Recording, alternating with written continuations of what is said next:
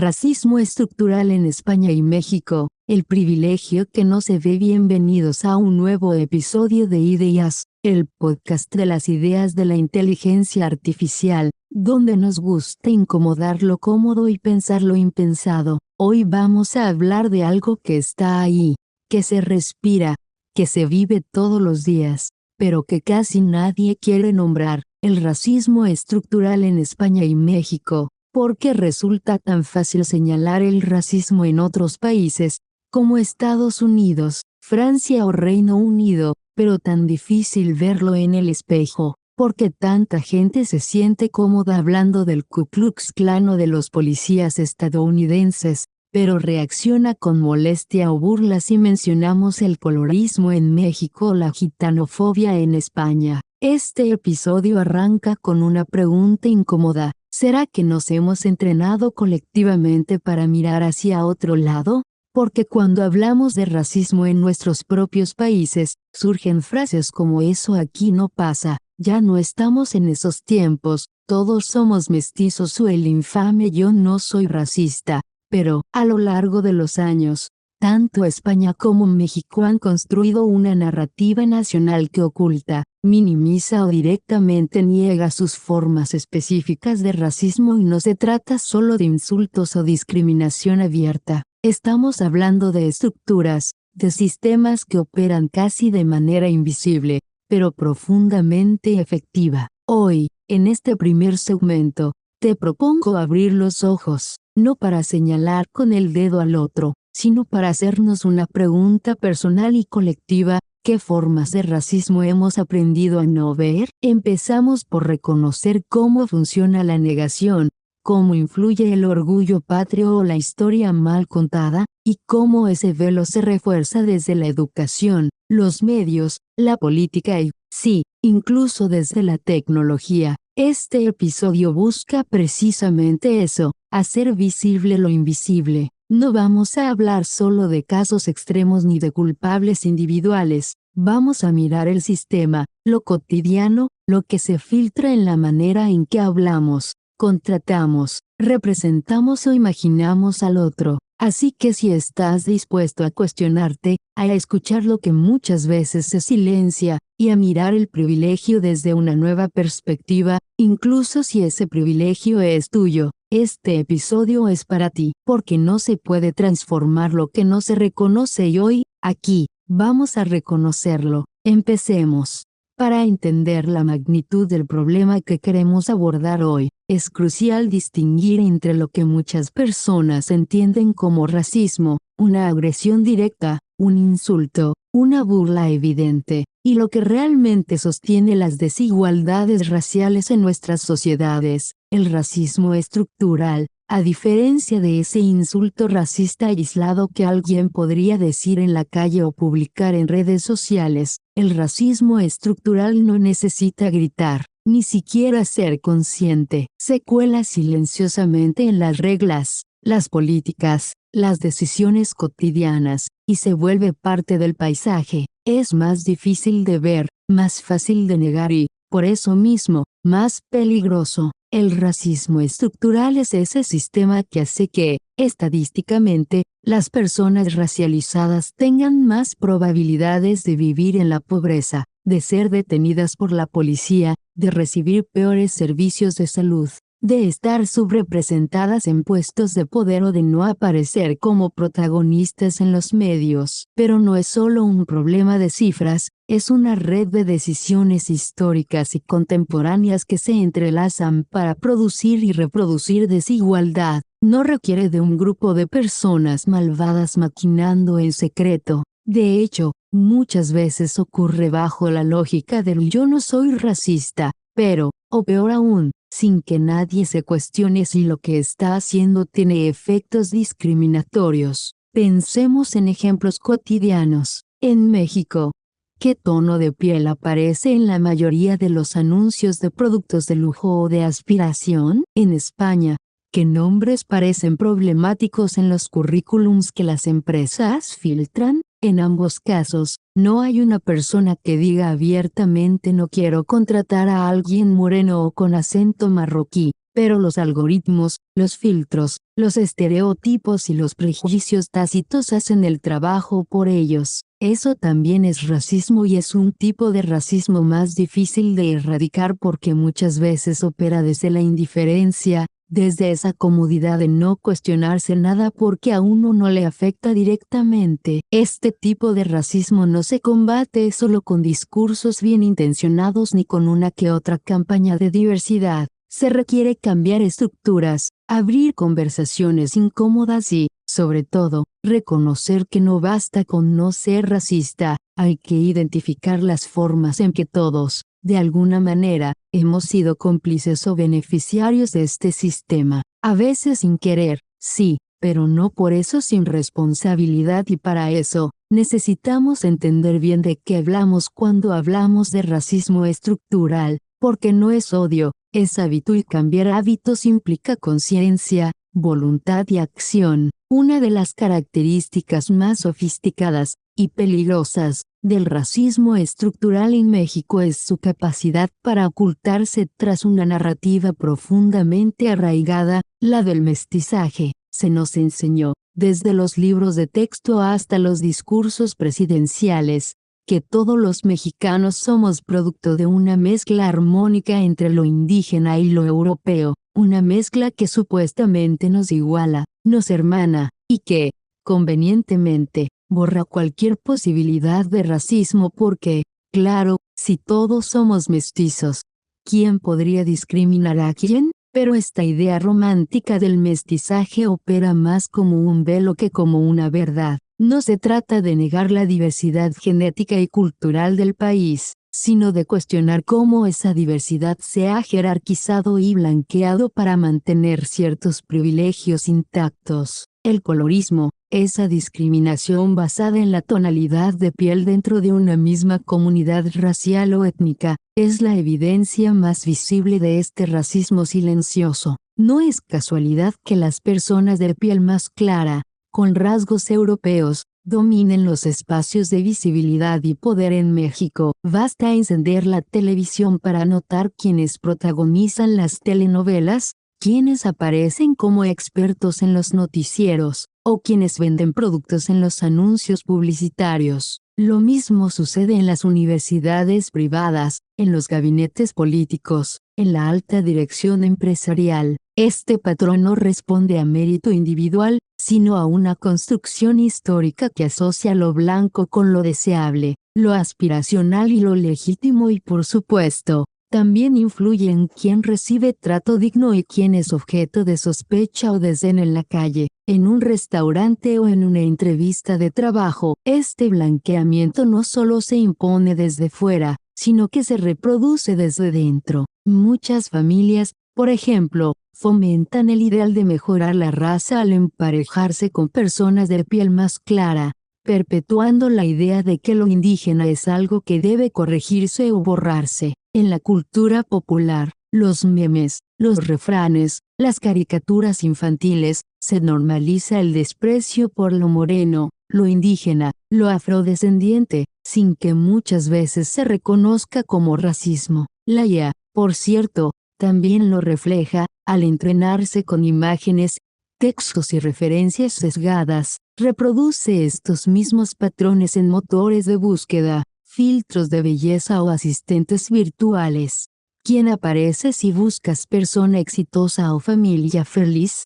¿Qué tono de piel tienen? Este es el racismo estructural actuando a través del algoritmo. Reconocer este sistema no es un ataque a la identidad mexicana, sino una invitación a mirarla críticamente, porque mientras sigamos creyendo que el mestizaje nos hace inmunes al racismo, seguiremos dejando fuera del relato a millones de personas que lo viven todos los días y lo más preocupante, seguiremos reforzando una estructura que privilegia lo blanco sin cuestionarlo. En España, el racismo rara vez se nombra como tal, se diluye en eufemismos, se esconde tras frases como no soy racista, pero, o se maquilla bajo debates sobre cultura y costumbres. Muchas veces, al hablar de racismo, se vuelve la mirada hacia Francia, Reino Unido o Estados Unidos, como si el problema estuviera allá afuera, como si la historia colonial española no hubiera dejado cicatrices aún visibles o como si el color de piel no tuviera peso en el día a día de quienes no entran en el molde del español de toda la vida. Pero basta detenerse en las noticias, en las conversaciones cotidianas o en los datos para ver cómo actúa el racismo estructural en España. Empecemos por la gitanofobia, una forma de discriminación que ha estado profundamente enraizada en la historia del país. El pueblo gitano ha sido perseguido desde el siglo XV, y aún hoy enfrenta estigmas constantes. A menudo es retratado en los medios como conflictivo, marginal o exótico, pero raramente como parte legítima y activa de la sociedad. El acceso desigual a educación, vivienda o empleo para comunidades gitanas no es casualidad, es estructural. Luego está el racismo hacia las personas migrantes, especialmente aquellas del Magreb, del África subsahariana o de América Latina. ¿Cuántas veces hemos escuchado comentarios que reducen a los marroquíes a estereotipos negativos, o que asumen que cualquier persona negra en el metro es un mantero?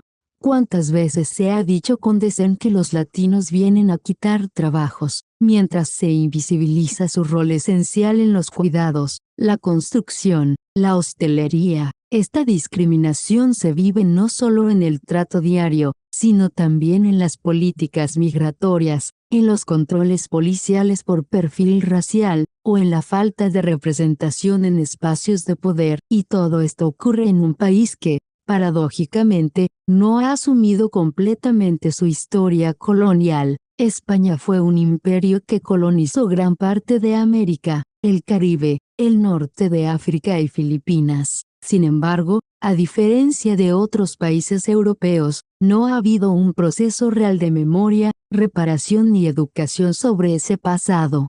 ¿Cómo se puede entender el presente si se niega el legado que lo configura? Hablar de racismo estructural en España implica también reconocer esta deuda histórica y entender que los privilegios de hoy están construidos sobre silencios del pasado. Solo cuando se rompe ese silencio es posible empezar a construir una sociedad más justa. En este punto del episodio es momento de poner sobre la mesa un tema incómodo, pero urgente: el privilegio que no se ve. A diferencia del racismo manifiesto, ese que escandaliza en forma de insultos, ataques o exclusión directa, el privilegio racial opera de manera mucho más sutil, es silencioso, casi invisible, pero profundamente eficaz. No se trata solo de tener un tono de piel más claro o rasgos eurocéntricos, también se manifiesta en tener un apellido que no delate origen étnico, un acento que suene correcto o un cuerpo que no despierte sospechas al cruzar una aduana o al caminar por una tienda. Ese privilegio permite moverse por el mundo sin fricciones, sin ser cuestionado, sin tener que justificar constantemente tu existencia. El verdadero peso del privilegio está en el derecho al olvido.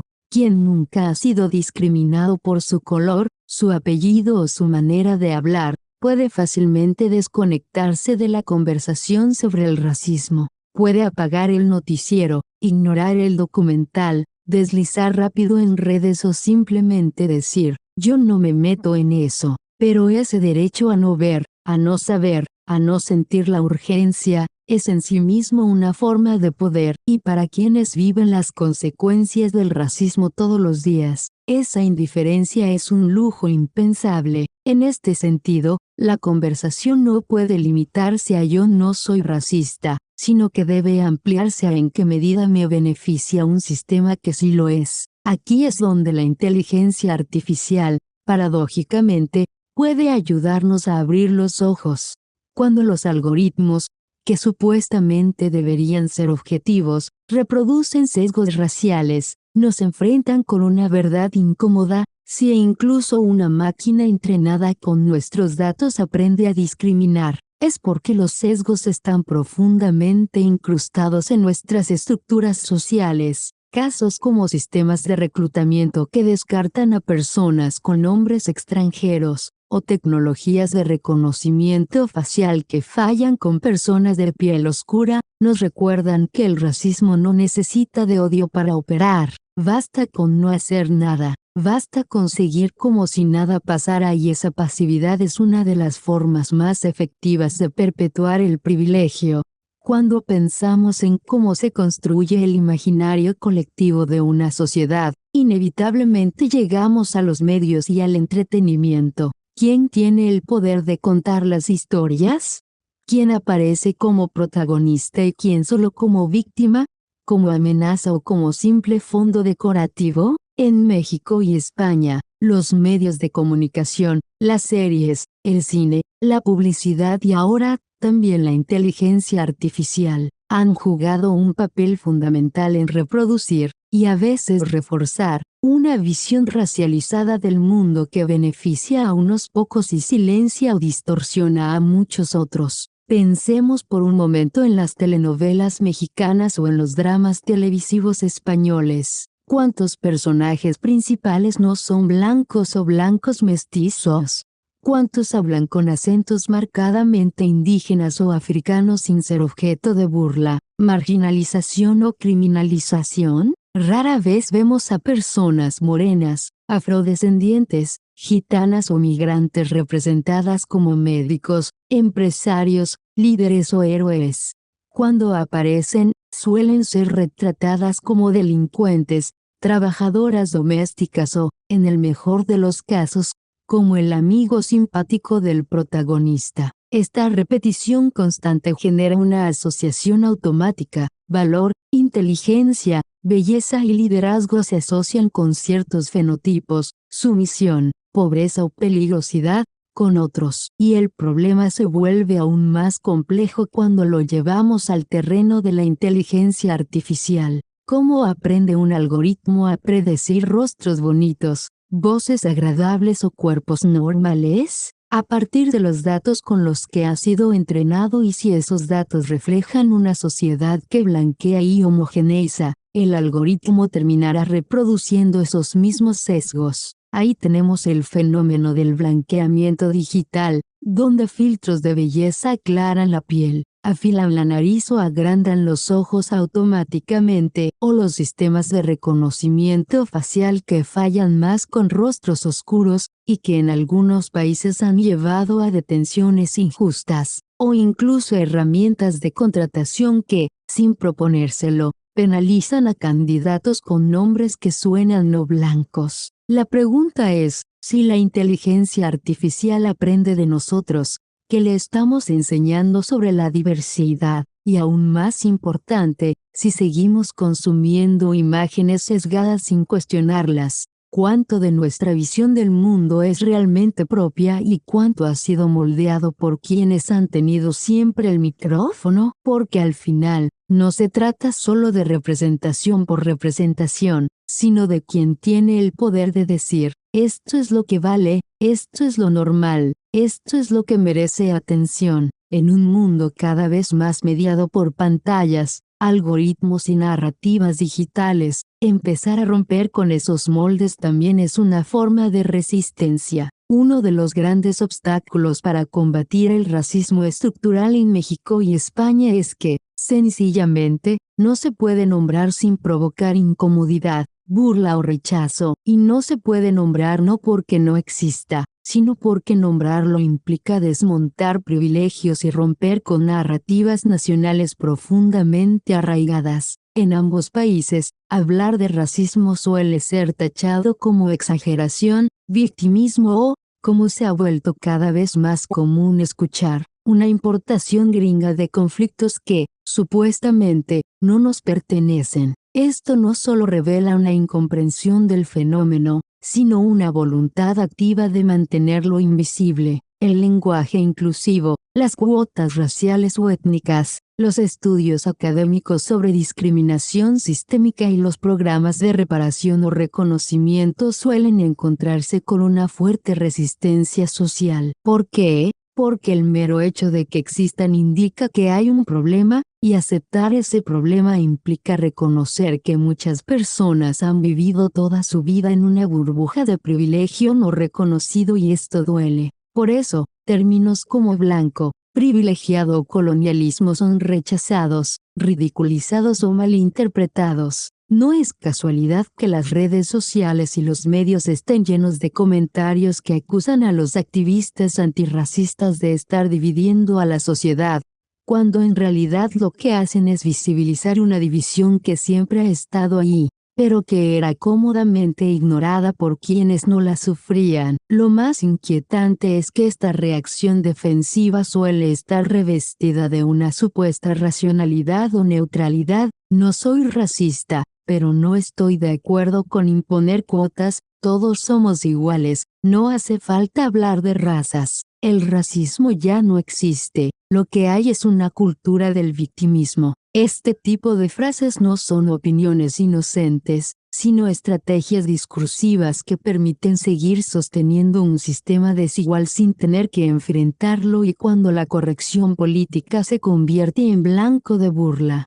lo que se ataca no es solo un lenguaje más consciente, sino el derecho de las personas racializadas a nombrarse, a denunciar, a existir desde sus propias experiencias. Y aquí es donde la educación, o la falta de ella, juega un papel fundamental. Si desde la escuela no se habla de esclavitud, de colonialismo, de migración, de genocidios culturales, de racismo institucional, de diversidad étnica, ¿cómo esperamos que una sociedad entienda estos temas? ¿Cómo esperamos que se nombren los problemas si ni siquiera se enseñan? El silencio educativo se traduce en silencio social, y ese silencio, muchas veces, se disfraza de sentido común o de neutralidad, cuando en realidad es un reflejo directo de cómo opera el racismo estructural, callado, pero efectivo, invisibilizado, pero presente en cada decisión, en cada prejuicio,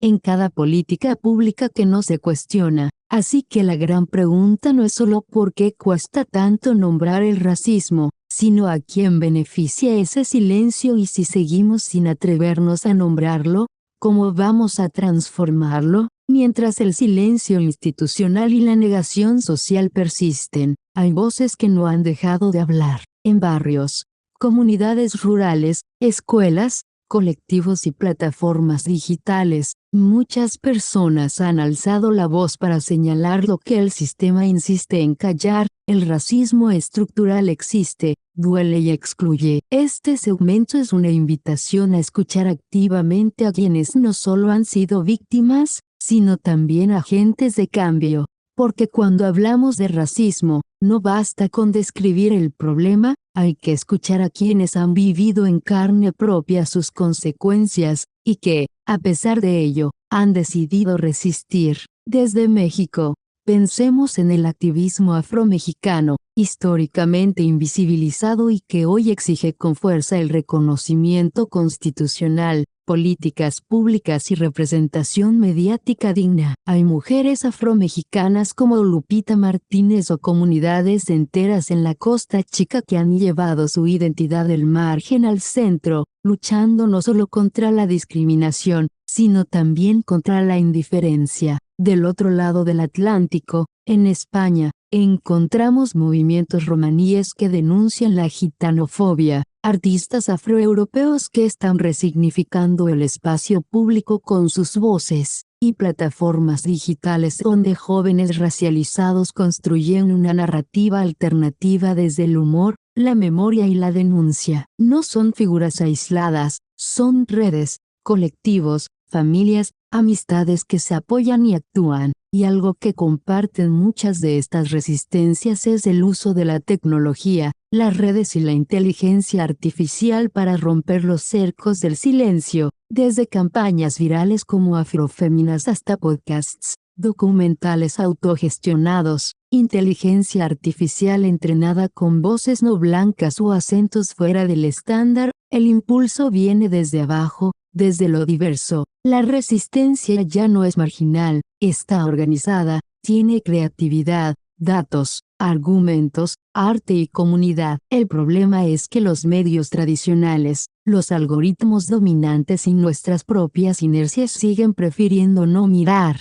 Pero una cosa está clara: si no escuchamos estas voces, No entendemos el mundo y si no entendemos el mundo, no podemos cambiarlo. En el siguiente segmento hablaremos de eso, de la incomodidad de actuar, de cómo pasar del yo no soy racista al yo tengo un rol en esto, porque no basta con reconocer que hay un problema. La pregunta es, ¿y ahora qué? Llegamos a ese punto donde las ideas ya no bastan si no se acompañan de acciones. Después de recorrer todas las capas del racismo estructural en México y España, desde el mito del mestizaje, el silenciamiento en medios y algoritmos, hasta las resistencias emergentes, surge una pregunta esencial, ¿y ahora qué? No basta con entender que el racismo no siempre se grita, a veces simplemente se asume como normal. Tampoco basta con saber que la IA hereda los sesgos humanos y seguimos entrenándola con los mismos prejuicios de siempre. La conciencia sin incomodidad es simpatía, no compromiso. Y si algo nos exige el antirracismo es incomodarnos, observar nuestros privilegios y entender que no todos jugamos este juego en igualdad de condiciones. Actuar no significa cambiar el mundo de golpe,